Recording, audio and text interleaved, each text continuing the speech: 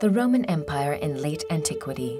Rome, the venerable city, had largely forfeited its former meaning, such that the East Roman Emperor now ruled from Constantinople, today's Istanbul, in Turkey. He resided here in his palace and commanded a realm that stretched from England to Africa, from the Atlantic to the Euphrates. How could such a gigantic empire even function in those days without an administration, without telephone, fax, and all our modern means of communication?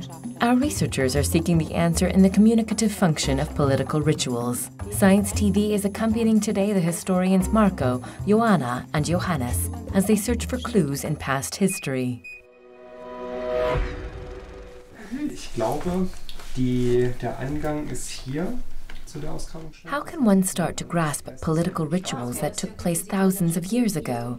Our team works with archaeological finds, sometimes with whole towns, so as to get a picture of their sequence and significance. In antiquity, public rituals such as festivals and processions provided a highly important location where various groups in society could come together, and where they could voice their demands or interests. That means, for instance, that the emperor could have new laws proclaimed there by his representatives, but also that the people could protest against precisely such laws or raise other demands. Consequently, these public rituals were a very important place at which politics was forged in antiquity.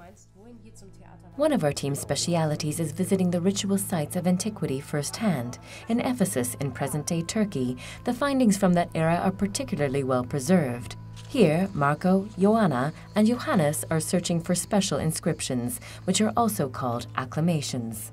Inschriften sind deshalb besonders wichtig, da es direkte Zeugnisse aus der Antike sind. Inscriptions are particularly important because they are the first direct testimonials from antiquity. We see the inscriptions almost exactly the way that people did at the time. And they are especially important because often, as in the examples of Ephesus, they are still located where they were in antiquity. This means we can actually follow the passage of the procession through the inscriptions. So what we have is an inscription such as an acclamation, which is a cry of assent that a sizable crowd would perhaps shout out to the emperor, and that is distributed along the street. It allows us to really grasp how there were discrete points along the procession route where people gathered and appealed to or acclaimed the emperor. And in this way, one can understand the course of the procession, step by step. Not only acclamations bring us closer to the processes of communication in antiquity. Coins from this time are of special interest because they grant valuable insights into the relationship between the emperor and his subjects. Where nowadays wages are transferred to people's bank accounts, in antiquity, the symbolic value of coins was underlined in ritual. Geld ist eines der vielschichtigsten. Money is one of the complex sources we have from antiquity. In our project, antique coins are particularly interesting because they tell us about the way sovereignty was represented.